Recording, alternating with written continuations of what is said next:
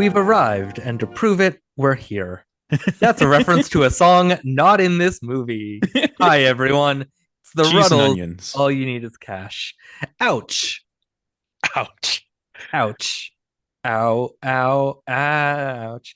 Yeah, this was one that I strong armed. This is one that this is, um, He it's didn't not, strong arm this. That well, that not, implies there was resistance. no, that's fair. But I really went to bat for this one. This is one, I think it's the first one that we've done that I had seen multiple times before. Because I had seen Magical Mystery Tour once. But this is the first I had seen this maybe two or three times before Wow. today. Yeah, I mean, I watched it once, maybe twice at my uncle's house, because I feel like I've mentioned sometime during the course of this month, my uncle's a big Beatles fan and got me into it, Mhm. into them, and just sometimes when we would go over, stay the night with my aunt and uncle, we'd watch movies late at night, and this was one that I distinctly remember watching there, like at what for a child felt like very late at night and was probably like 11.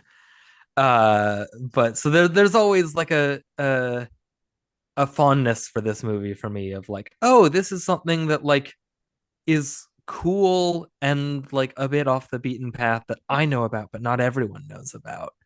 And I have to say, pretty much holds up. It's a fun time. It's not like anything revelatory, but I still had fun with it right off the bat, I want to say. What did you think of this one? What did you know about this before I pushed for it?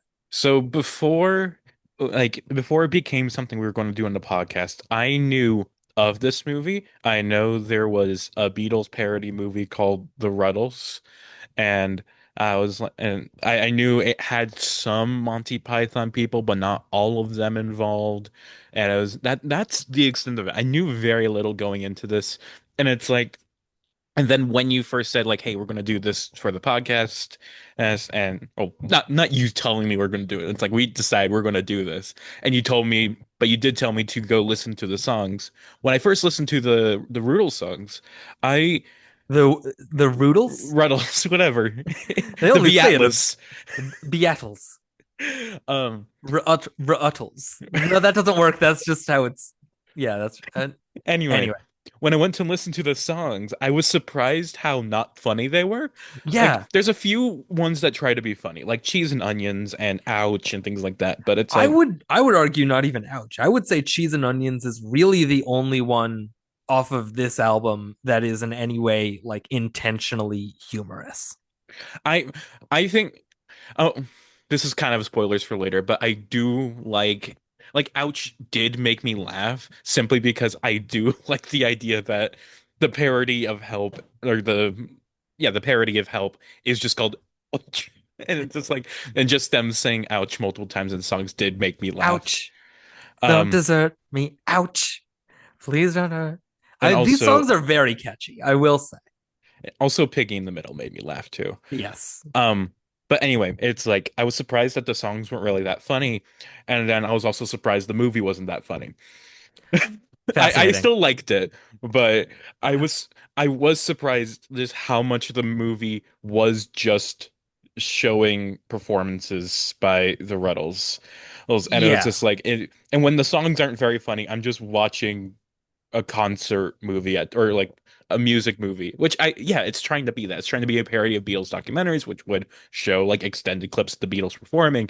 But it's like I want to laugh. I don't want to watch music performances. Yeah, that is sort of the catch 22 there where like Neil Innes did go, sit down and write all of these songs, and so you want to showcase those, but he also wrote them with the intention of being style parody pastiches more so than like outwardly comedic songs Exactly. for your comedy movies. So yeah, you're not wrong. There are long stretches of this movie that are just like, well, there's no jokes here. There's like visual gags, but they're like less jokes and more just like, well, what if the Beatles did it this way instead? Which is, Mhm. I think the story goes with the music here is that Innes purposefully did not re-listen to any of the Beatles songs prior to writing all the parodies because he didn't want to be too infected with melodies and things of making them like too one to one. In one case, he did just still do one to one anyway. It is still Yeah. just basically the same song. Uh, but yeah, I mean, this movie, I can't imagine how this plays if you're not a Beatles fan because a lot of it is very in jokey and very specific with its references. And there are jokes that are just, jokes that aren't Beatles specific jokes, but there's a lot in here that's very insular Hmm. and very like what'll happen sometimes with like documentary now where they get so granular with the jokes and with the references that like it might help to have someone step back big picture be like, hey, is this funny, like ground level, just like as a casual viewer. um Hmm. and I don't know, I can't divorce myself from that, uh from my awareness of Beatles stuff when watching this. I can't just like sit back and be like, well, what if I didn't know what I know? But I mean, I do still think there are a good handful of jokes in this that just hit. Yeah. But Like yeah. I have 2 pages of notes and a lot of them are just jokes. Oh yeah, almost every like that's sort of one of the things you run into when you're trying to talk about just an out and out comedy is that like most of what you write down is just, hey, that made me laugh. Hey, that made me laugh. Hey, that made me laugh. Especially for Uh, something like this that isn't a plot centric. oh yeah. It's a mockumentary that tells the story of the Beatles, except in a funny way. I will say my first note that I have is a joke I didn't pick up on the first times I've seen this that like is a much more subtle joke than all the others, which is the fact that in like the opening credits when they jump off the plane, it doesn't freeze frame on them jumping. It freeze frames on the first step they take after they've landed on the ground, which is a it's a relative to the very obvious humor and the rest of this. That's a good little gag. That's a fun thing. I didn't notice that, but that is funny. I like because I paused to take note of something else and I was like, wait, why is the freeze frame here? Oh, it's a joke. It's but no, it's a good gag. But yeah, the story of the Rutles, a legend that will live long after lots of other living legends have died. And Did you do the from there we rundown go. yet? No, I didn't. I should. You're right. We are talking about The Ruddles, All You Need Is Cash from 1978, directed by Eric Idle and Gary Weiss, written by Eric Idle, starring Eric Idle, Neil Innes, John Halsey, Ricky Fattar, and then a slew of cameos, including Michael Palin, George Harrison, Bianca Jagger, John Belushi, Dan Aykroyd, Gilda Radner, Bill Murray, Gwen Taylor, Ron Wood, Terrence Mailer, Henry Wolf, Jeanette Charles, Mick Jagger, Paul Simon, Roger McGuff, Lorne Michaels, Al Franken, Tom Davis, whole bunch of people. Mostly in like little one scene cameos, but some of those are Jagger and Simon are recurring talking heads they keep cutting back to. And Mhm. yeah, it was broadcast on March 22nd, 1978 on NBC, opposite on CBS, the movie The Big Bus from 1976, Ooh. and on ABC, the second half of an episode of Charlie's Angels, and then the Perry Como's Easter by the Sea special. Uh, this movie was dead last in the weekly Nielsen ratings Oh no. for the entire week, but it did better when it broadcast on BBC Two on March 27th. So a little less than a week later, it did much better over there. Mhm. And yeah, that is the movie we are talking about. Uh, where should we start? Should we start with songs? Because that's like a lot of what the movie is. Quick thing. I did not know what the big bus was, but the title alone was like, oh my God, I hope this is a TV movie we can I review. But don't it's think it unfortunately it's is, a real movie. unfortunately. Yeah, it's a real one. Boo. Sigh. Anyway, yeah, sure. We can start with the songs if we want Okay. to. Do you want to just get into like our top five? I think we can save that for later. I just want to go through so I wrote down each time a new song came up. Oh Uh wow. uh just so that I would have a track listing. Um Oh, and so you can like later just listen yeah, to the to others. refer back to. But also like I have in my spare time, like in high school, I had a kick where I would just like listen to because it was there was this album, which is all the songs that are in the movie plus two more, Baby Let Me Be and Blue Suede Schubert. And then in like 1996, Innes and Halsey and Fatar, not Eric Idle, because Eric Idle doesn't do any of the vocals for Dirk McQuickley in this. He's dubbed by Ollie Halsall, I think. Um, Whoever the fifth Beatle was, I know he yes, the guy dubbed the who played vocals. Zeppo Or or fifth Lepo, Rebel, I should say. Lepo the fifth Ruttle, who Who crawled into a little German trunk with a little German Fraulein and was never seen again. that was a good bit. That was a really good bit. In the Rat Keller, which translates to rat seller, not as in seller of rats, as in seller of rats, as in a man who sells a rat to another man. But seller of rats is in a cellar full of rats, as in a cellar of rats. Just I'm laughing more at you retelling the jokes than I did at the actual joke. Eric Idle as the interviewer, as the narrator.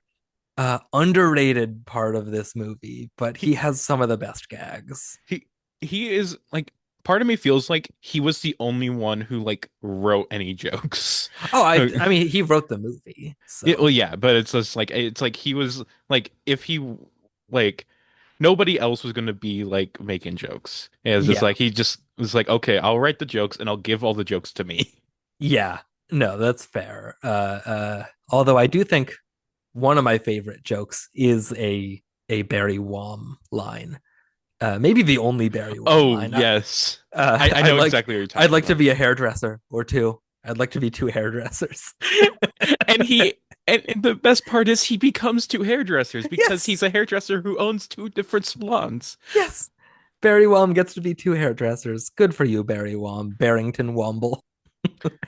What were we talking about before that, We were though? talking about the music, like you were, uh, and you But were talking about like or not anthology, oh but yes, whatever they call archaeology. archaeology. They did archaeology in 1996, which is just a lot of those songs are just previous Neil Innes compositions that were sort of retrofit to be specific or general Beatles parodies, but there's others there that were written specifically to be there. But Hmm. so the songs in order of appearance in this movie, uh, well, a bunch of them show up at the very beginning in like a montage of like, here's what the movie is going to be. Here's some segments. So Get Up and Go, number one, Love Life, Piggy in the Middle, I Must Be in no, I Must Be in Love is once it starts getting chronological. Um, and like all the songs in this one are, if not directly parodies of one song, they're like one or two or three songs. Hmm. Whereas archaeology, some of those get more conceptual as to being Beatles parodies. But and then you have I Must Be in Love, Let's Be Natural, Goose Step Mama, Between Us, With a Girl Like You, Hold My Hand, Living in Hope, Ouch, It's Looking Good, Another Day, Good Times Roll, Nevertheless, Cheese and Onions, Double Back Alley. Uh, Pretty solid, like no skips, I'll say. And I don't think any of those are like bad. Some of them are less interesting, but they're generally, I think they're all solid compositions Hmm. that a lot of the time, not a lot of the time, but every so often I'll be humming in my head some part of one of these songs and be like, is that how the actual song goes or is that the Rutles one? Which one is it? And I need to like play it out a bit longer to be like, no, okay, that's Beatles, or no, that's that's Nevertheless, that's Living in Hope or whatever. But Yeah, yeah, like it is definitely it does get so close with how much they resemble like the original Beatles songs sometimes. Like I think the only one that like uh had like a big controversy around it was Get Up and Go because that is so similar to Get Back. and even Um then I think the controversy was just John Lennon saying, hey, be careful because the people that own the rights to our music could sue you for this. Because Although the guy that the John Belushi character is a parody of, very litigious. oh yeah, and it's like there's the whole Michael Michael Palin, Palin, yeah, yeah, sue the paper, go home, sue the to the wife. wife. Michael Palin in his two scenes, very fun, very just like, yeah. I mean, you're there. There's a reason you were like the stealth MVP of Monty Python. Uh, but yeah, Yeah, no, and Get Up and Go is it is just Get Back. It's just like exactly Get Back. But I do love it because I do love Get Back. So um oh, so it's like I thought there were. So I remember reading on the Rutles Wikipedia page that like there was a lawsuit and stuff. And but it's just it wasn't for any specific songs. It was just the 14 songs that were on the original album. But that does not include like it doesn't include Get Up and Go because John Lennon had warned Neil Innes beforehand. And yeah, then and it's also like Baby Let Me Be, Between Us, Blue Suede Schubert, Get Up and Go, Goose Step Mama, and It's Looking Good. Uh, Innes retained 100% royalties to those. yeah, that makes sense. Did you look into at all how each of the Beatles felt about it? I did read through the IMDb trivia, so I did Okay, see that. yes. But Um, please tell the audience. so John Lennon loved it and refused to return his tape that was given to him. He was like, "No, this is mine. I like this." George Harrison obviously is in the movie and produced it, so he was he was he On approved. board. Yeah. Paul originally was disapproved, but then he found out that Eric Idle grew up near Liverpool. And so it was like, it's fine. And then Linda liked it. And Ringo, quote, liked the, or not quote, I'm quoting from IMDb. This isn't quoting from Ringo himself. Liked the happier scenes, but felt the scenes that mimicked sadder times hit too close, which I guess that's about the Leggy Mountbatten moving to Australia, and then I guess all the breakup stuff as well, all Yeah. the band breaking up. But uh, yeah, I mean, And the part where Ringo accidentally married the wrong woman. yes, when you find the love of your life in the hands of a group of Scots from whatever, uh, Yeah, yeah, when you find the girl of your dreams in the arms of some Scotsman from Hull. yep. You I know, wish that was a real song so bad. yeah, that's the thing is there's a lot of like the funny parodies are parodies of titles that aren't actual songs, like W.C. Fields Forever and Twist and Rut and A Hard Day's Rut. And A lot of fucking them are All just You Need putting Is rut. Cash. Yeah, That's there's not a no real song either. all you need is cash is not a real song. Um, you know, good on John and Yoko for liking this movie, even though it's like, hey, Yoko Ono is Hitler's daughter, That that Hitler is Jr. that was the craziest part of the movie for me because I could not like really decipher in my mind whether or not this is like a genius parody or a terrible idea because it's like what I think it is trying to do is it's like it is actually making fun of the people who were so harsh to Yoko by like making her a literal Nazi. And it's like this Yeah, is like yeah, of course everybody hates her, but it's like it it's also just also feels bad.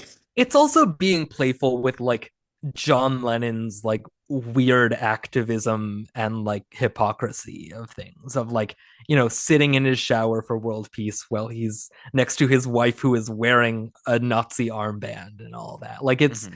it's sort of meant to poke fun at Lennon's hard dive into like provocative politics, like woman is the I'm not going to finish the title of that song, Mhm. but it's like that.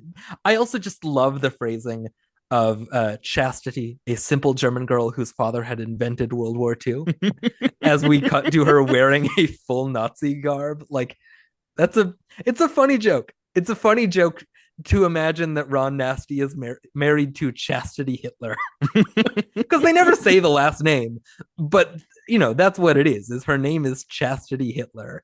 That's pretty good. Mhm. It's just so much you can't help, but like it's just so absurd. Yeah, the best jokes in this movie are the most like Python-esque absurdism, like when he's standing outside of Chase Stadium, named after the Cuban guerrilla leader Chase Stadium. Love that one. Love that one. That's maybe my second favorite joke after I'd like to be two hairdressers. Um, what there's a joke I like that I can't fully wrap my head around it, but it is like just another like absurd joke. It's a line when they're introducing a leggy mountain batten, which first of all, great name. Love that name. Yes, I also have a list of my top five names in the movie, but we'll get to there's that some later. there's some really I have my personal favorite, but there's some really good ones. But I love he wore swimming trunks in the bath to stop him from looking down on the unemployed, which I Yeah, don't understand, but I I don't know love what it. it means, but it's great. It's a great little non sequitur. There's so many good non sequiturs. We went to New Orleans to find out just how expensive it is to make these documentaries. And Great bit. standing by the banks of the Mississippi, and he's standing next to The actual banks. First National And, Bank. and it's like, oh wait, and then it cuts to him standing on the banks of the Mississippi. And then another joke that could have gone very poorly, but ends up having two really solid punchlines, where he goes to interview the old blind blues musician and is like, "Did the Rutles take their music from you?" And he's like, "No, I worked on the railroad for 30 years, and then I heard the Rutles and wanted to get into music. But go next door, and he's the one that inspired the Rutles." And then he's telling Eric Idle, "Oh, I wrote all these songs, and they stole all those white guys came in and stole it from me." And then his wife is like, every time there's a documentary about white music around these parts, he says they stole it from him. Frank Sinatra, Bobby Vinton, whoever, like, The and Ever he's just sitting there, Brothers. the Or Everly Ever. Brothers. He's just sitting there like, yeah, they stole it from me. They stole it. It's like, it's a good gag there. It's a good, just Mhm. like total non sequitur, non starter of a documentary point. Goes nowhere. It's great. I I wrote down the line. I left the railroad, became a musician, and been starving ever since. Yeah. I mean, really, most of this episode is going to be just us reading off good jokes from the movie. Go watch it if you haven't, by the way. I don't know what version you would have watched, but on YouTube, not the top result, but the second result, the 2025 remaster. Because the top result, bad audio quality, bad video quality, but the remaster from like 7 months ago or whatever, the video looks really good. The colors are really saturated. It doesn't look, digitized in any way, and the audio is really crisp. But yeah, it's on YouTube.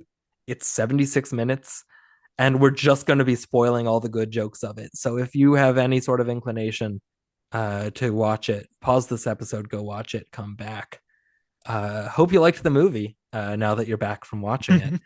Uh, I do like that they paused it right as you said that, and we're like they knew exactly when you were going to come back. yeah. Uh, Mhm. uh, what I Um, don't where do we want to just jump around and say whatever jokes we want, or like I'll go through them chronologically as we wrote them down? I will say one thing about the version on YouTube that I was watching. It had perfectly fine visual and audio quality. However, at a random point, uh, near at the end of the movie, audio just cut out. It was during the Feet song. Yes, that one is excised fully from the one that I watched. There's rights issues. I don't know what song is over that, but uh Um, yeah, but that yeah, is. it's I don't know the song title, but it's just the song that's about feet. It's like it just talks about feet for the whole song. I Um, do not know it. I none of the versions that I've seen in the past I think have had that. There must be some sort of but yeah, music rights thing, but the version I watched, it had it cut out, and then I looked for another version, and there was like a version with Spanish subtitles I found that had the audio in it, and I just watched that one for the rest of it. And that one had a little bit worse visual quality, but not by much, and audio quality was fine. well, there you go. Um, I mean, the opening of the movie, like the first interview segment, has one of the best jokes of the movie as Eric Idle is walking down the street talking about spurned a musical or started a musical legend that will last to lunchtime. First album was made in 20 minutes. The second took even longer. But then the car that the camera is mounted on just starts driving down the street, and he has to run to catch up with it as he's still giving his narration. Easy joke, really good, really well Yeah. played. The whole movie has just constant Eric Idle playing with the camera jokes, and it's like it's so good every time. Like you mentioned the Banks on the Mississippi thing. There's quickly after that one you get like this is where the Ruddles are like when what are their fucking names again? When Dirk Dirk and and Nasty. Nasty he first bumped into I, each I other by and the way, then I love how they always refer to Ron Nasty by last name and none of the others. Everyone else, it's Dirk, Dirk Nasty, Nasty, Stig, Stig and and Barry. Barry. But yeah, it's like they bumped into each other, but then it's like the camera starts panning to the right, and he's like, they in that spot, right a few feet over there. And here, well, a few feet back there. Just here, well, not every time he says here, well, not here. Like when he's standing outside of Chase Stadium and is here, well, not here in the car park, but back there in the stadium, or here, not here in this rented limo, but here in New York. Just Yeah. the constant clarification of not exactly this point right here where I am. Very funny. It does not get old because they find new ways to make it funny. I like the bit where it's the camera is like in a medium shot on him and you see the ocean in the background, and then the camera pans out and he's just ankle deep in the water. And he just like he's not even close to the shore. He's just wading through like ankle deep water for no reason. No, there is a reason. It's because he was on a little island and started walking out into the water, and it's like he was surprised that the tide was so high, and then the tide rose in between shots. But like there's Explaining no, jokes to you, Gordon. yeah, I'm sorry. I'm sorry. The bit where he has to keep walking through all the vines, the Hmm. bit there's where he's on the ferry and it's like, I'm here in Liverpool, and from Liverpool we go to London, and then it cuts to him on a ferry outside of London, and from London we go to Switzerland. Just where they filmed Ouch on location very expensively. And then it's like it cuts to clips from Ouch, and it's like very clearly not in Switzerland. It's like in sand dunes, and the woman that's pursuing them is like dressed in like a stereotypical like Polynesian Hawaiian Hmm. garb, not at all Swiss. And like cutouts of palm trees are Yes. placed in there. Um, Oh, but very fun. and also going to like the camera gags, it's like at the very end, of course, he's in like Abbey Road or their parody of Abbey Road, and it's like he Shabby gets run Road. over by the camera. And then him in the hospital bed talking to Mick Jagger. And do you think they should ever come back? Oh, I hope not. Mm, right, cut to credits. Very good. No, great gags, great visual gags with the camera. I love the one where he's interviewing the guy and he's reading off all the guy's credentials, and then it's like, so Roger McGough, did you know the Rutles? And he goes, yes, I did. And then he cuts them right off. Roger McGough, he knew the Rutles. That's it. That's the whole bit. Um, Which I think the guy was like I was when I was looking through IMDb trivia, he's like an actual like Beatles historian or something like that. That sounds right. Yeah, he's one of the ones that's credited as himself in this. So very fun. Another favorite gag comes right after that, where it's talking about how the Beatles or the Rutles are now international. And they're coming down off a plane, and there's a bunch of guys in like traditional Australian Yes. garb, and it's like Australia. And then they're coming down off the plane, and there's a bunch of guys in Canadian garb, like Mountie outfits, Canada. And then they're coming off the plane, and it's a bunch of guys in like some sort of Arabic garb and Cleveland. The Ruddles are an international hit. And then it cuts to like them in like a bad Photoshop with Nikita Khrushchev, just palling around with Khrushchev and Muhammad Ali. Hell Uh yeah. oh, good bits, good jokes, good fun. For four hungry working class lads, there are worse places than prison, and Der Rat Keller Hamburg is one of these places. Far from home and far from talented. Oh yes. breakfast in bed. The bed's here. The breakfast, of course, long gone. Eaten by the rats. Masticated by rodents, something by something. Masticated by mice. Ravaged by By rodents. rodents. In short, eaten by rats. Oh, all the stuff about the trousers, of course. Okay, I need to talk about the trousers Well, because probably the trousers. the first time the bit comes up in the extended thing with like Leggy Mountain Batten's wife or whatever, His his mother, mother, uh who, by the way, played by the same actress as Chastity Hitler. oh, I didn't even Good, catch that. good makeup job on her because she looks a lot older as the mom than she does as Chastity Hitler. Absolutely. But in that first interview section, I was just like, this is not funny at all. It's just a long gay joke that does not evolve at all. But Yeah, then the it's just a way joke about Brian Epstein being gay. exactly. But the way it keeps coming up later, and it's like other people are commenting, it's just like, oh yeah, the trousers were so tight. Even Mick That Jagger. yeah, even Mick Jagger. And it's just like that's when it became funny. When it's just like everybody loves their tight trousers. And it's the like much more interesting than their music. Because that's the thing is Leggy Mountbatten, he hated the music. That's the whole joke is like, oh, but the trousers, well, they were quite tight and you could see quite clearly everything. Outlines, clear as day. Nothing left to the imagination. And she's like interrupting him to keep saying, like, you could see their dicks. And he's like, can we not talk about this? And then he just cuts away. But yeah, it's a cheap setup that pays off pretty well by just the Yeah, non sequitur of that's what the other record execs are also interested in. including Dick Jaws. Dick Jaws, yes, an unemployed music publisher of no fixed ability, signed them up for the rest of their lives. Oh, so good. Yeah. I, You know, things changed when they found their drummer, Barrington Womble, hiding in the van. They got him to change his name to save time to Barry Wom. oh man.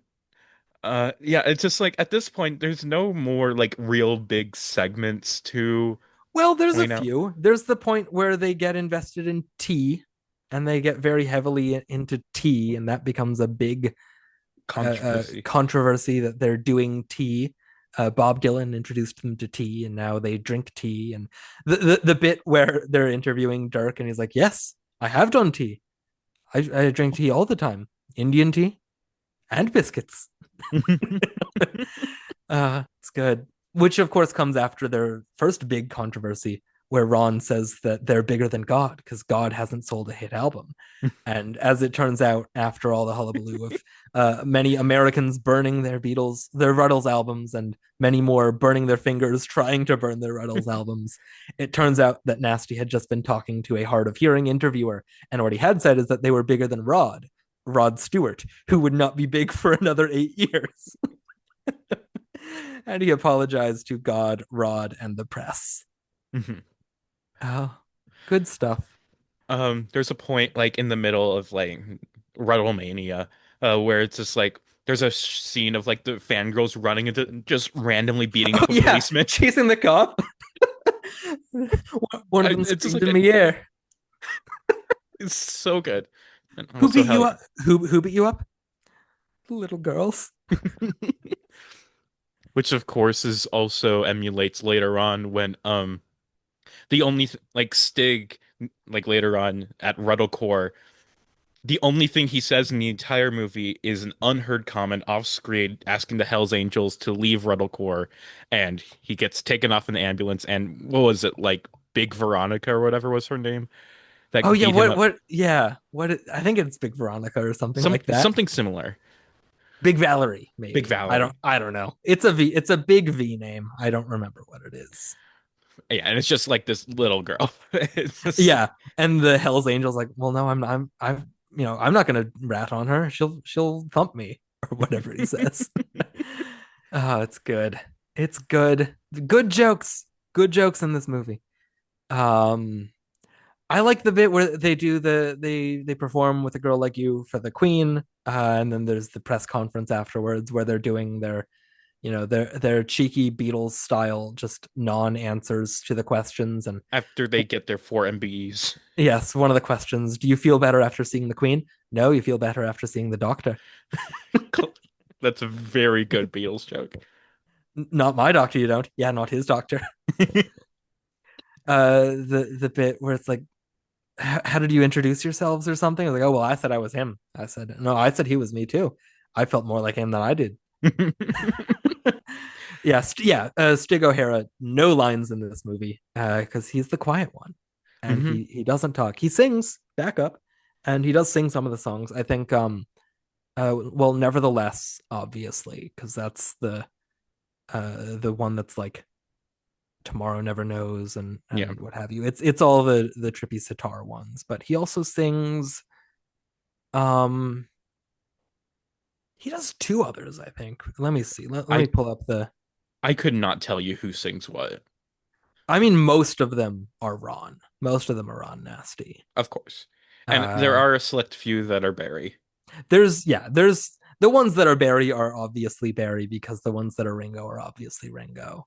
Hmm. Let's see. Ricky Fattar sings on. Oh, he did Blue Suede Schubert. He did Between Us and Nevertheless. Okay. Blue Suede Schubert is fun. That one not in the movie, but this is a fun, very obvious rollover Beethoven. They call me Blue Suede Schubert. Anyway, what else? What I need else? to clip you like doing They Call Me Blue Suede Schubert and just like Please post don't. it at random points during the episode. Don't you dare. I won't, but Thank you. I want the threat to be out there. Okay. Oh, actually, no. I think my favorite joke of the movie, more so than Chase Stadium, more so than two hairdressers, is when they're talking about the other acts that Leggy Mountbatten had signed alongside the Rutles, and which ends with the French Beach Boys Les Garçons de la Plage. And then it cuts to just like four guys in stripy shirts holding baguettes on the beach, and like the fake album for their Les Garçons de la Plage. Very good. Mhm. Good joke. Good joke that I forgot entirely. I did not remember that being in there. Uh, but Uh, I want to briefly touch on the SNL cast members that are in this movie because they're yes, all great. because the Ruddles started as an SNL thing, I think, or No, I it think wasn't. It it was no, it was Eric Idle's sketch show, yeah. Rutland something something. But then it was on SNL. Yeah, And then I think Lorne Michaels said that they should make a movie of it or something. I don't yeah, remember there that. was I think the Ruddles clip or sketch from that original show got put on SNL, and then it was just like, and then after that they were like, hey, we can get a movie made, and it's just like they were all kind of supportive of it, and it's just like then they got it made, and like Lorne Michaels executive producer and everything, and you even got John Belushi, Dan Aykroyd, and Gilda Radner all in. Bill uh Murray, Al oh, Franken, and and Bill Tom Murray, Davis as Belushi's henchmen. Ron Decline, you mean? Yes, Ron DeCline. And Lorne Michaels himself in the movie. Where was Lorne Michaels? He's the one trying to sell all of the merchandise to Leggy Mountbatten, all the hair clips. Oh. Yeah, that's Lorne as credited as like sleazy businessman or something. Hmm. What does it say? Sleazy merchandiser. Um, but yeah, and so it's like you got Dan Aykroyd as like the guy who didn't sign the Beatles, and it's like Eric Idle just like it keeps reminding him, and he's like he's coughing after each question. And it's He's just like, smoking. He's very clearly dejected. And then, what's it what's it like like to to be be such an such an asshole? asshole? It's good. And then Uh, John Belushi as Ron Decline, who he said was like the big litigious guy who owned like the rights, and it's like maybe my favorite actor in the movie. Like he's I so fun. like he has this one big monologue and it's perfect. Like he's so good at it. And then Gilda Radner comes. Oh, and we had like Bill Murray earlier on as like the radio host. As Bill Murray the K, parody of radio host Murray the K. Mhm. And then Gilda Radner at the end, just like in rounding things out, it's like Eric Idle. is like asking her like first like It's like stops her on the street.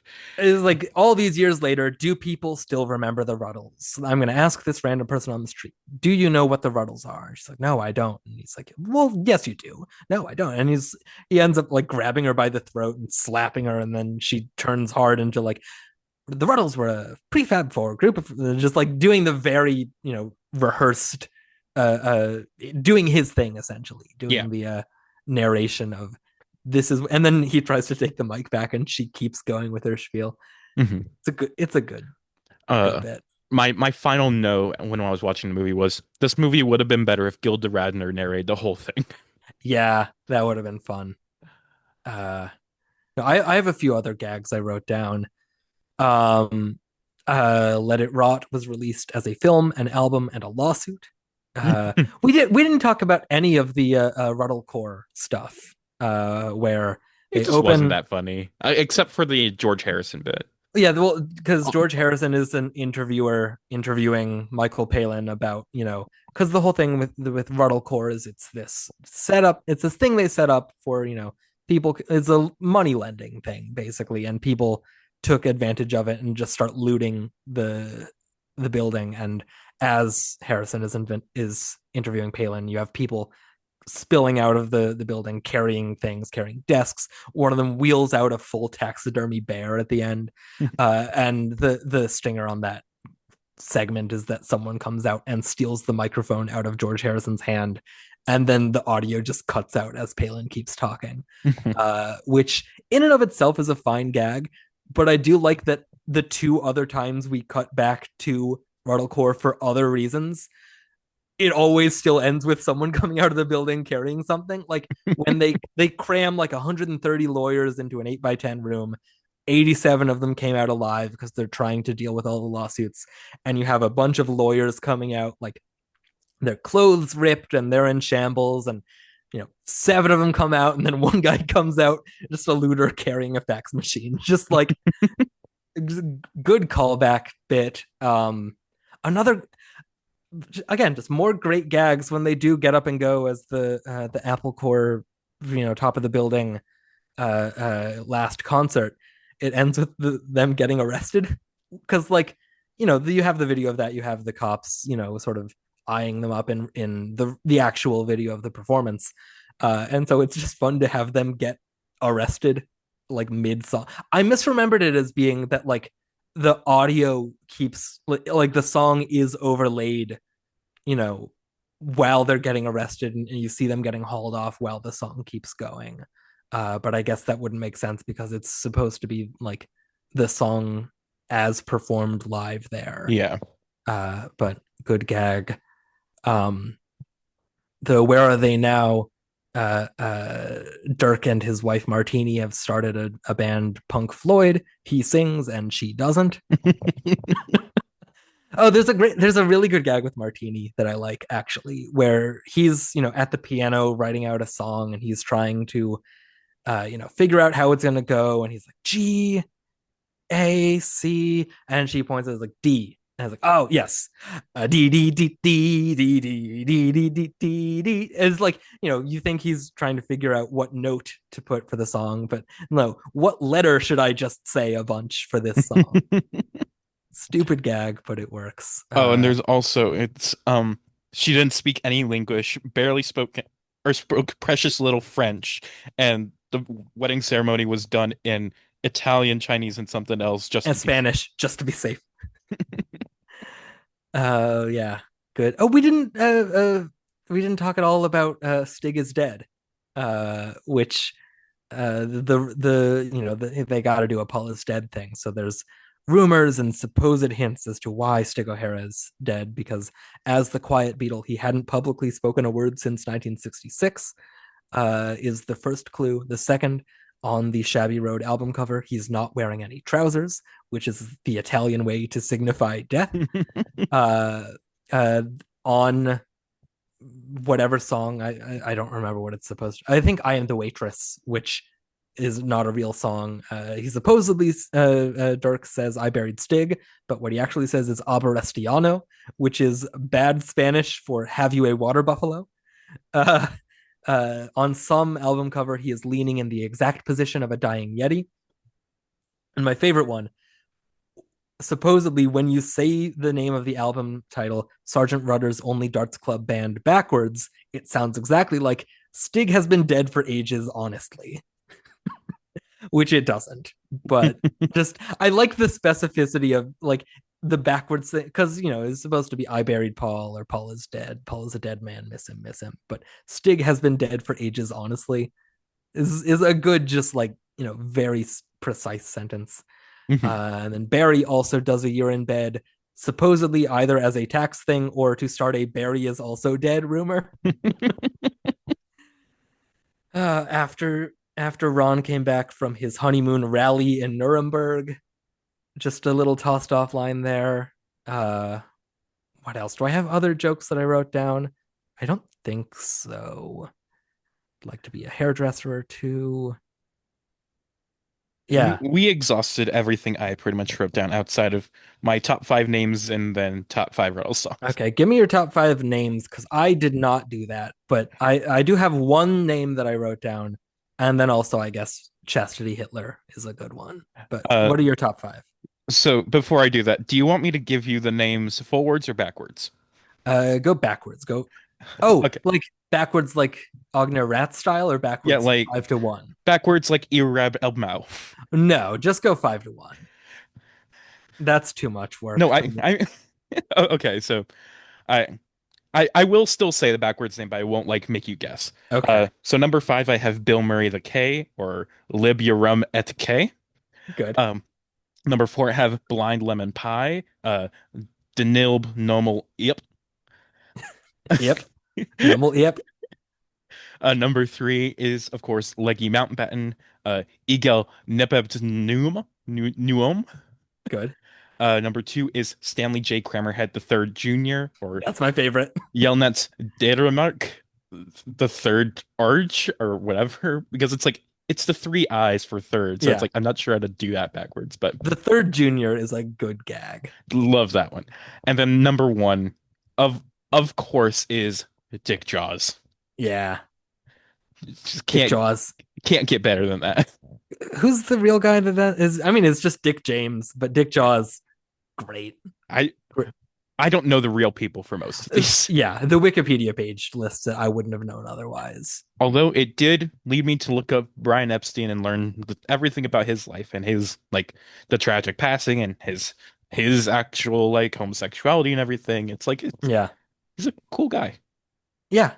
That's also a good joke where they while they're hanging out with the Maharishi stand-in, where they were shocked and stunned to find out that he unfortunately untimely had accepted a teaching job in Australia. And they're all standing around just really mournful, like, we're shocked. Yeah, shocked. And stunned. Yeah, stunned. Very stunned.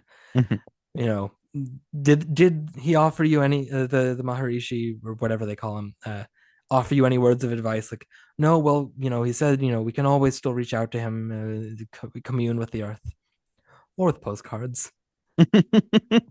Just very shocked.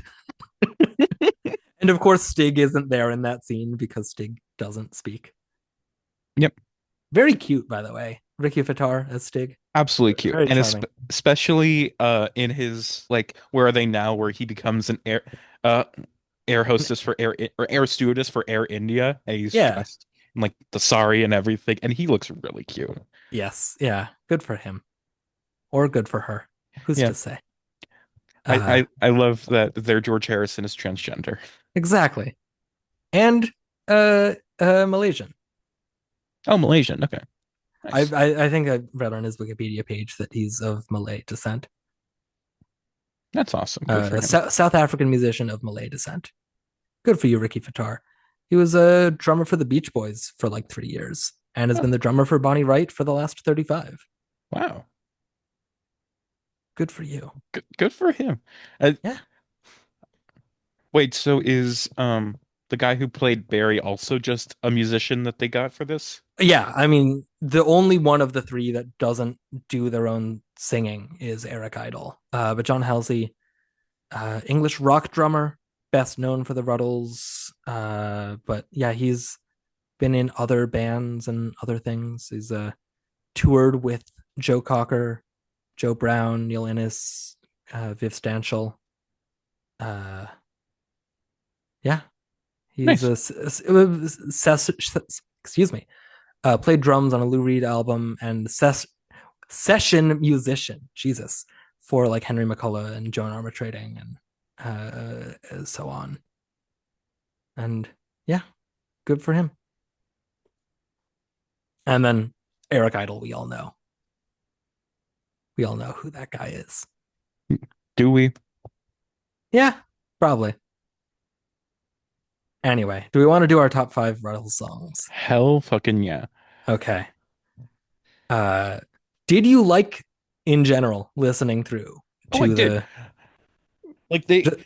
Like they're good songs. It's just not Yeah, funny. And yeah, which that's they're a not trying to yeah. be.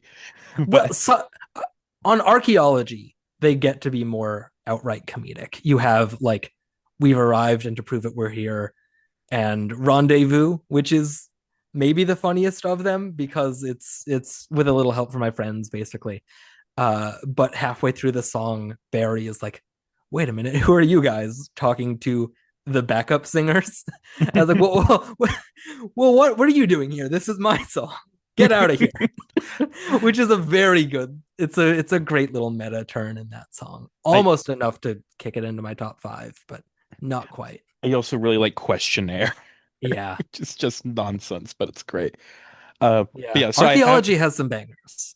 I have my top five and also have some honorable mentions. So I don't Yeah. know what we want to Let, do when, let's but do honorable mentions. Just read off all yours. I'll read off all mine. honorable mentions. Nevertheless, which I wouldn't really wanted to include, but it's just too short for me to justify including it. Same here. It Uh, also, yeah, but it really could pass like more than most as just a straight up Beatles song. Let's Be Natural, Rendezvous, Piggy in the Middle, Questionnaire, Shangri-La, and Don't Know Why. Good ones. My runners up, number one, which is Twist and Shout. Nevertheless, Living in Hope, which it was like very close to making it. The Barry Wom one, which is Don't Pass Me By, I think is the Ringo song it's pulling from, but just a very charming little ditty. We've arrived, and to prove it, we're here. Ina Klein, Middle Class of Music, Joe Public, and Shangri-La. Nice. So, what's your number five? My number five is Double Back Alley. Good I one. I fought so hard over like what to put as this number five. Like all of those my all of my honorable mentions were almost my number five, but after just listening to them all, it's just I had to make a choice, and that choice was Double Back Alley. That's a good one. Pretty well. Actually, no. I was gonna say pretty clear which one it would be from the title, but the title makes it sound like the title sounds more like Paperback Writer, but it's Penny Lane is the one that one is or is pulling from. But no, very fun song. I do like Double Back Alley. My number five, very close between Nevertheless and Living in Hope. But I ended up going with a Girl Like You, which is I would say the outside of like Get Up and Go, which is just Get Back, the one that is most just another Beatles song. Like you could play this for someone and be like, "Hey, have you heard this Beatles song?" And I'm sure you would get at least a few people that like trick themselves into being like, "Yeah, I think I've heard this one. I know this Beatles song."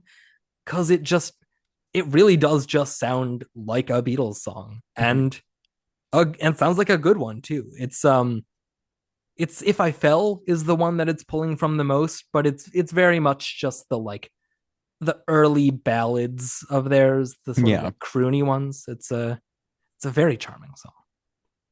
Uh, my number four is a very obvious parody.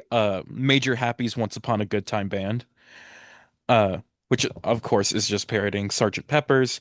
Hers, but it's just like I love Sergeant. A lot of these are just I love the original song, Yeah, so yeah, I that's the love the thing. one that's parodying it. So it's like, yeah, of course I love Major Happy's Once Upon a Good Time Band because I love Sergeant Pepper's Lonely Hearts Club Band. Yeah, it's a very fun one. I had forgotten until I was listening through to archaeology like No, these ones still hold up too. Like these ones feel just as much like the ones in the original album. Mhm. My number four is Good Times Roll, which is Strawberry Fields Forever. Nice. Because like I like the bit that's the the da da da, but like once it gets into that chorus, which hits more like a come together than like Yeah. the because it's like Strawberry Fields, but it's also Lucy in the Sky with Diamonds, maybe more so even actually now that I think about it. Um, Yeah, it but it's like it's yeah, no, it's not Strawberry Fields. I just was thinking of the wrong song. No, it's Lucy in the Sky with Diamonds. yeah, Sorry. it has the structure of Lucy in the Sky, but like the chorus bit is different. And it irks me because of that, because it's like it's Lucy in the Sky, but then it's not. And then I Yeah, don't it like it, it because it it's not becomes Lucy like in the Come Sky. Together. Like Come Together, but it's or like a Hey Bulldog or something like it gets like a bit harder in the guitar and no, I enjoy that one Hmm. quite a bit. My number three is Another Day, which is one of the songs for me personally that it's like this could just be a unreleased Beatles song. Like I just really like the quietness of it, and it's like it is like genuinely beautiful if you don't pay too much attention to the lyrics. The But lyrics are nonsense, but it's fun. it just the lyrics are still really good. But Yeah. yeah, great song. Really loved it. My number three is also Another Day. Nice. Exact same placement. Yeah. I love it. You're so pusillanimous. So yeah, it's I because it's Martha, my dear, but it's just sort of in general the like plinky plank piano Paul McCartney love songs, the silly love songs, if you will. Yeah, But it's good. A glass of wine with Gertrude Stein, I know I'll never share, but I that's don't a mind it. great line. That's just the kind of cross each man must bear. I'm on my way. I cannot stay another day. Mhm. Uh, it's fun. It's a Uh, cute song. Number two is Get Up and Go because I love Get Back. I love this song that is just Get Back but different. My number two is also Get Up and Go because of that. I mean, Get Back was in my top five when we did Magical Mystery Tour. That was like, that's one of my favorite Beatles songs in general.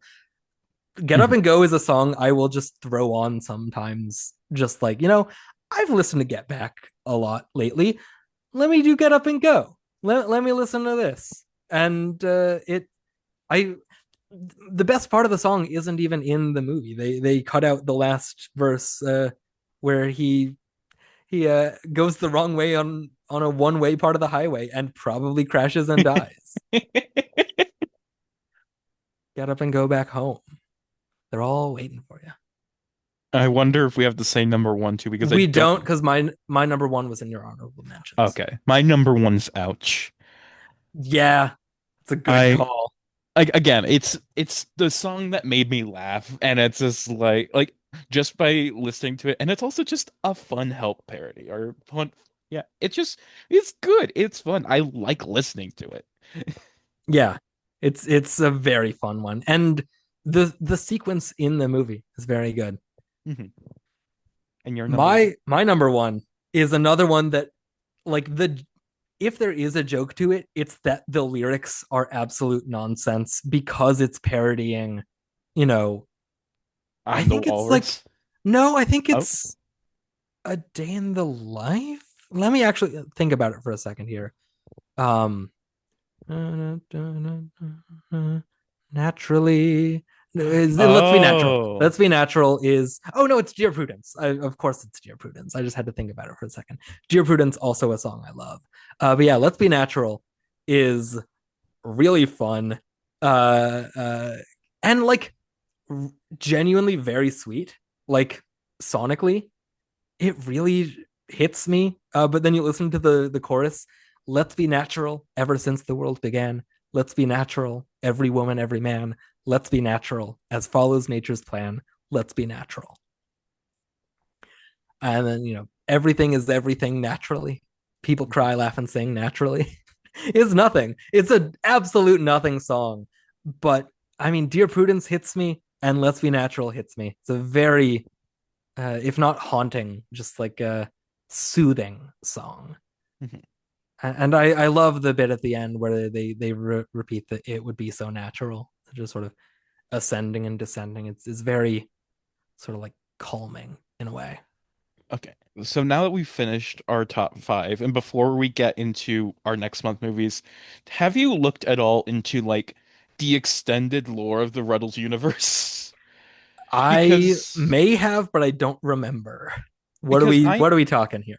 like I don't have anything specific to talk about, but I'm just shocked that there is like this whole Rutles fan Wikipedia Oh and yes, I like did look into the wiki some to find because I was hoping that that would list what songs they're style parodies of, but it doesn't. But the Wikipedia page does.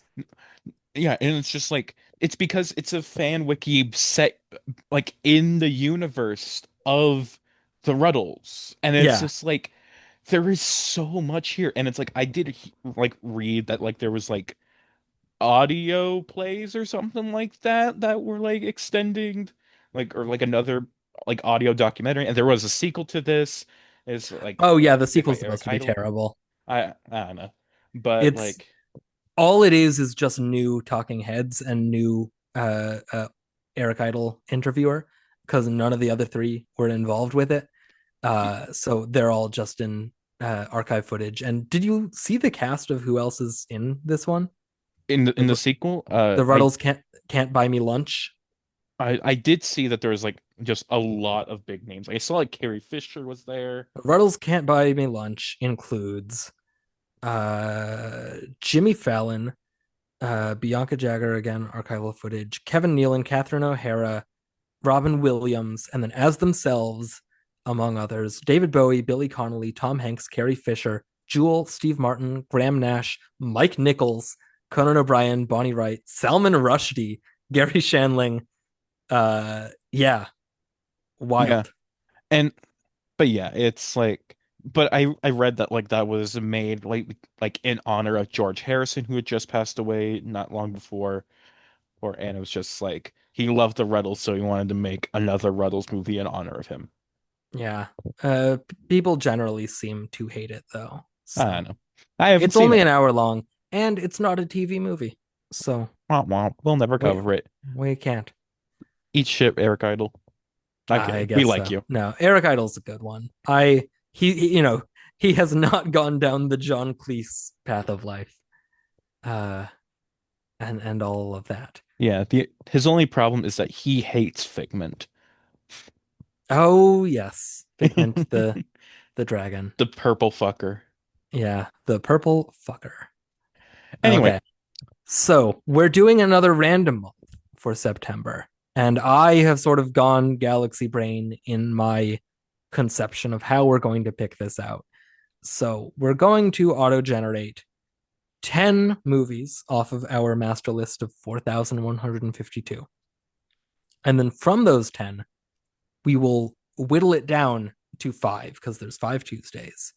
So we're going to do draft pick. Last time that we did five, I picked three and you picked two. So this time you're picking three and I'm picking two. So yay. the first number that we're generating is 3,778. So that'll be page 37. No, 38. We have so many movies on this We list. do. 3,778 is When Calls the Heart with When Maggie Grace, Stephen Amell, Poppy Drayton. Sure. 2013. Yes, When Calls the Heart 2013. All right. That is first going on the list. The next number is 2035. Page 21, 35 down. That is Legacy of Lies. Michael Ontkean, Martin Landau, Eli Wallach. Famous orchestra director was killed by the mafia when he left a restaurant, but the policeman who is in charge of the case discovers that there is more but just an assassination because it was an error. Uh, Only 23 logs on Letterbox. We might have to double check if that one is out there I to haven't watch. I have a friend who's watched it, so I think it Okay, is. that's from 1992. Next one, Yeah, I see it. 623. So that would be page 7. 623 is, oh, it's a James Dean biopic thing from Is it just called James 1976. Dean? Yes, James Dean, Stephen McHattie, Brooke Adams. Uh, Not the James Dean with James Franco, which I think is also a TV movie, It is. but not that one. Next up, 803 is what is this? Roll of Thunder, Hear My Cry, a three-part drama, 3 hours. It's a black family in the Depression. Morgan Freeman is in it. 3 hours is maybe. We Uh, 3 hours is the limit that like we yes, we allow the it's on the list, so it's available. It's an option, but I don't know if I either of will us are not pick gonna. it. I also probably won't pick it. 3,859. 3859 is Sharknado 3. Oh, hell no. Oh hell yes. Oh boy. I am absolutely going to end up picking this and I know you will. I'm so excited to jump into Sharknado in the middle of the franchise. Of course. Next one is 1219, which is Still the Beaver, which is seems to be a Leave It to Beaver reunion, a movie where Beaver is an adult. I think Ward that was Cleaver one has passed away. I think that was one of the movies I included in our the late night episode or late shift episode and like That's one of the oh 10 yes, movies we haven't done yet. yes, Still the Beaver. Yeah. Okay, sounds like, well, we don't want to say anything I just yet. 1245, so stay on the same page for Alice in Wonderland 1983 ooh, with Kate Burton, Eva Arden, Richard Burton, James Coco. Okay. 83 you said. It's from the Broadway revival. Yes, Alice in Wonderland 1983. There it is. Yeah, gotta go down through a lot of Alice in Wonderlands on Letterboxd to find that one. Next up, 2330 is Lakota Woman Siege at Wounded Knee. Okay. Ooh, Irene Bedard, Tentu Cardinal, Michael Horse. Okay. Dean Norris. Wait. Interesting. Okay. This could be something. Okay. Next up, 3339 is The Life and Death of Peter Sellers Ooh, on my big one. priority list. Big one. I know what I'm picking. And last on our list, 3637, which is Fred the movie. Yes. Oh boy. Okay. You get a movie Well, you watched in your childhood, I get a movie I watched in my. Oh well, God, there's a lot to pick here. okay. I think I know my two, unless you pick one of them, but you go first. Oh, I need to really think about Yeah. these. Are you going to play the strategic way, or what are you going to do? Because you have the upper hand. You get to pick three. Okay, I'm going to start with. Oh, and I'm picking what we review next week. So that's Yes. also You're a big picking thing. next week's movie. What Uh, are we doing next week, Eliza? My video is not on. You can't see the pleading face I'm making with you. What movie are we talking about next week, Eliza?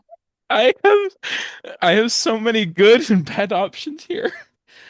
Oh, I we need to start the month out with a bang. And I can't not A bang pick. could mean so many things out of these 10. We have to do Sharknado 3. Oh hell no. Okay. Sharknado 3. Oh, hell no. From 2015. I'm doing The Life and Death of Peter Of Sellers. course. Like I said, that one's on my priority list. I've just been wanting to do that one in general. It seems interesting. It's a controversial Jeffrey Rush as controversial Peter Sellers. Uh, who plays his wife in that? Is it Kate Winslet? Charlize Theron. I knew it was somebody high profile. John Lithgow, Miriam Margolyes, Stephen Fry, Stanley Tucci, Emily Watson. Okay. Yeah. What's what are we doing next then? Okay. Oh, I was about to pick one movie, but then when I went to the page, I realized it was on uh the Lost TV movies list, so I think I'll Oh, save it. which one? It's When Calls the Heart. Oh, yeah. So Wait, that movie from 2013? yep, Lost? Okay. yeah, it has a Also, Lost actor in it. oh, Lost. I thought you meant like unavailable. Like No, how is that movie it was not on our archived? list of movies for our potential Lost month. Yes. Also, why were you going to pick When Calls the Heart?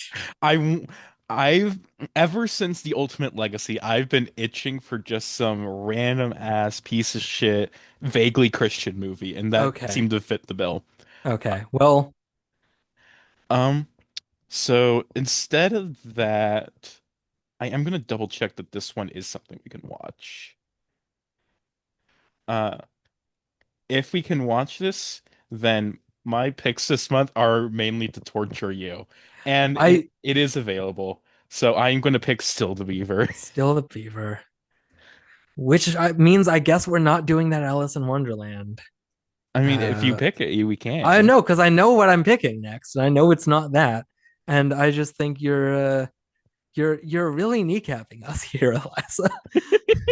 I'm trying to give us because the thing is, you gotta watch these too, asshole. I know, and I will be happy. Like, I'm sure you will. I like pick your second movie, Gordon.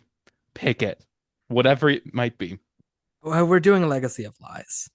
That seemed like a very Gordon movie. Yes, because also I'm sure that's on the Twin Peaks list we're doing, but I don't care. Fuck it, we'll talk about Michael Ontkeen outside of a Twin Peaks month. That's not on our Twin Peaks list. Well, it should have been. It's got Michael Ontkeen in it, Well, we so don't have a specific list for like every TV movie with a Twin Peaks actor in it, but we do have a planned for Twin oh, Peaks month. right. We did pick four specifically. I forgot about that. It has been a minute. Yeah.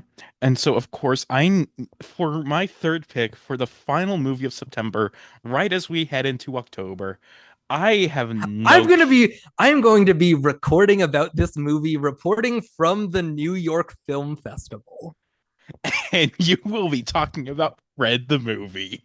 I'm going to have to come back from seeing like it was just an accident.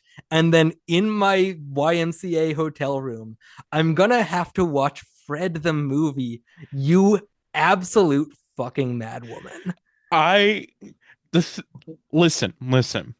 Fred the movie had such a profound impact on my childhood. Like it is a great movie.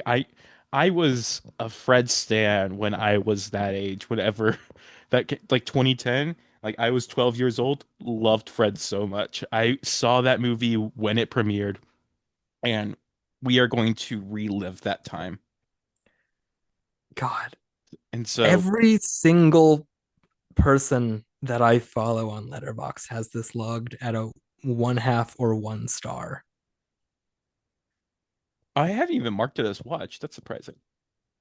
Yeah, I haven't seen it, so God, I it sucks most of all that you saved that for last because I am going to be at New York.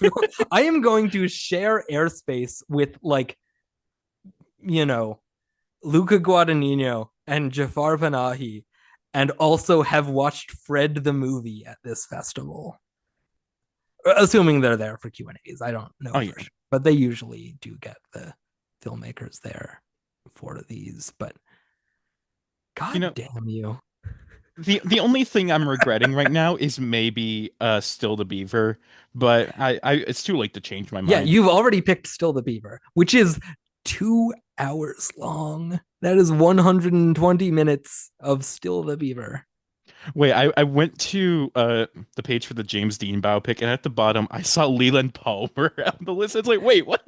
But no, that's Yeah, just the name of an actress. the one who's in all that jazz Yeah, as well. and Valentino and Yeah, the James Dean TV movie, and that's it. yes, that is it. All right, everybody. So, our September lineup, just so you can watch the movies in advance before our episodes, we have next week is Sharknado 3, Oh Hell No. Then we have The Life and Death of Peter Sellers. Then we have Still the Beaver. Then we have Legacy of Lies. Then we have Fred the Movie. Iconic month. Like Gordon, you were the one who said, like, no, let's not just do like a random five shuffle. Let's get 10 movies randomly generated and we Oh, each pick. I'm playing it up. I'm excited for this month. I'm just being an asshole I because it's know, and fun. I'm playing But along like, with you being an asshole. It's like okay, fair. I'm also just giving context for this. It's like we wanted this to be another random month, and but it's like we didn't want to just do what we did in February. And so you gave us this idea where we each get to pick the like we get generate 10, pick five. And this is what happened. And I am God, so excited. the celebrity cameos in Sharknado 3.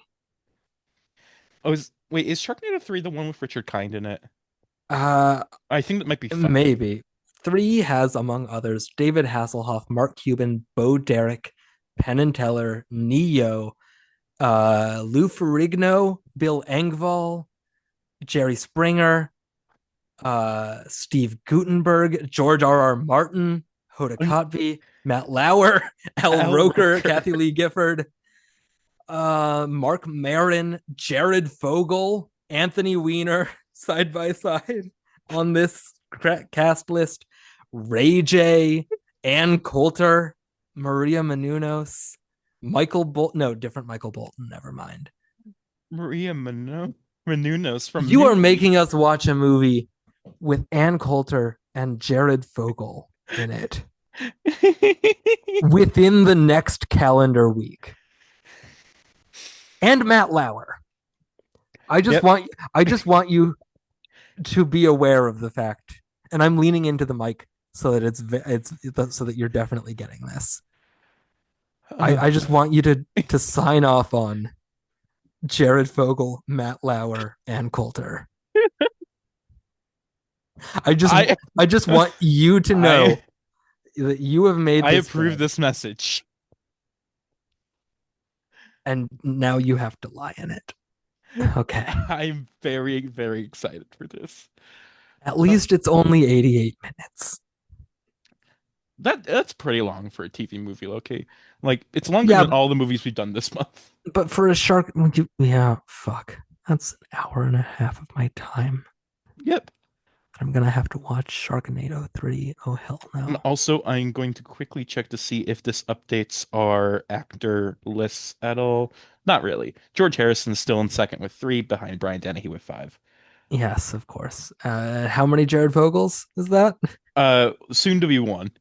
Soon to be one. Soon, our first of what other movies are First of on are many. on Jared Vogel's letterboxd? It's Sharknado 2, Sharknado 3, Jack and Jill, uh, a Subway ad, and then a documentary about him. Oh, but we get our first two-time director because the person who directed Mazes and Monsters also directed Still the Beaver. Lovely. Stephen Hilliard Stern, Wait, that's a name I recognize. uh, because he directed Mazes and Monsters. It is his I most guess popular so. movie. I guess so. I maybe I was just thinking of somebody else. The Park is Mine, Rolling Vengeance, The Devil and Max Devlin, Miracle on Ice, Young Is Again. Murder in Space? It's is that on it? It's on our list to the point that it's on my priority list. Okay, never mind. That is I've already found that one.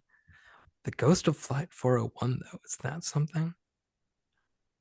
We are just dragging this out. Yeah, why not? We might as well. We're 80 minutes. We're almost as long as Sharknado 3 at this point. I'm gonna put the Ghost of Flight 401 on my priority list because I gotta take off Peter Sellers.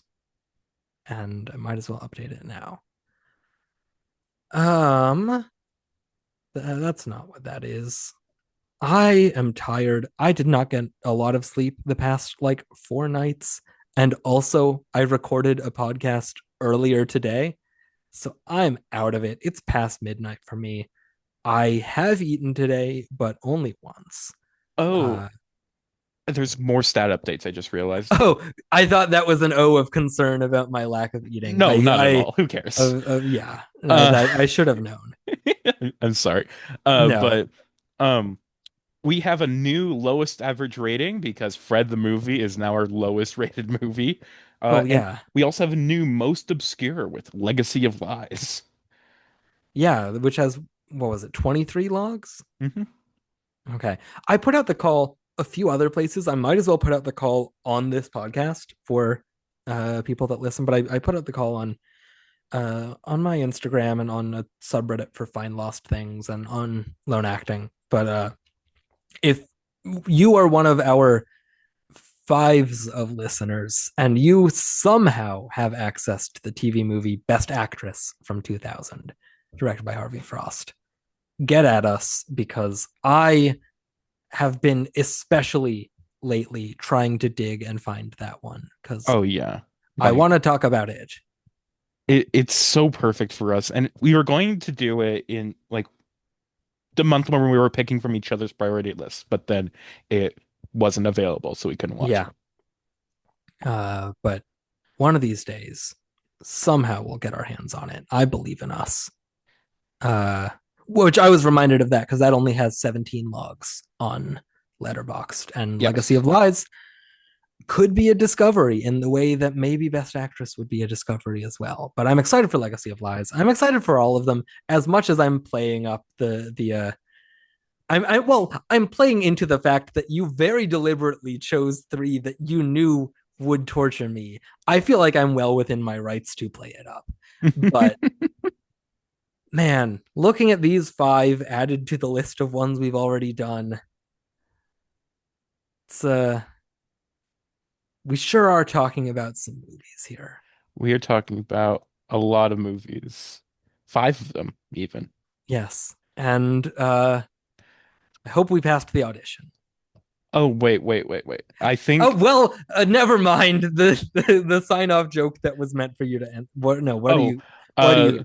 I I'm not sure if Legacy of Lies is actually available. I thought I saw it online, but then I realized that's a different movie also called Legacy of Lies. So Okay.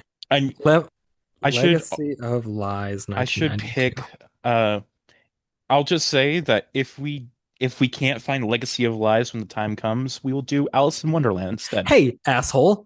I'm the one that picked Legacy of Oh Lies. shit, sorry, my bad. Hey, which one do you want to do in case we can't do Legacy of Lies? Alice in Wonderland. Okay, great. Wait, no. I let me see. Is this? No, that's just a. Wait, no, that's just a 2.5 minute thing. I was gonna say I could. There's a not a relatively cheap listing, but that is a laser disc, Yeah. $25 laser disc Like for you Legacy of went through the Lies. exact same thing I went through, both thinking like, "Oh, maybe I can get this." Oh, wait, it's Laserdisc, and then clicking on the video and realizing it's just a 2 minute clip. Yeah. But yeah, we will still look into it, but it might not be available. If not, yeah, Alice in Wonderland. You got me. Ooh, Legacy of Lies. This is here's something for 9.95. I don't know what format this is in though. Rewatch classic TV. Is this just like a streaming thing? What are you? Am I gonna sink $10 into this just to see what it? Okay, add to cart. What do you, what are you? Rewatch classic TV. End the episode. We can litigate this later. What if I don't want to? What if I want to just keep this going? I am hungry.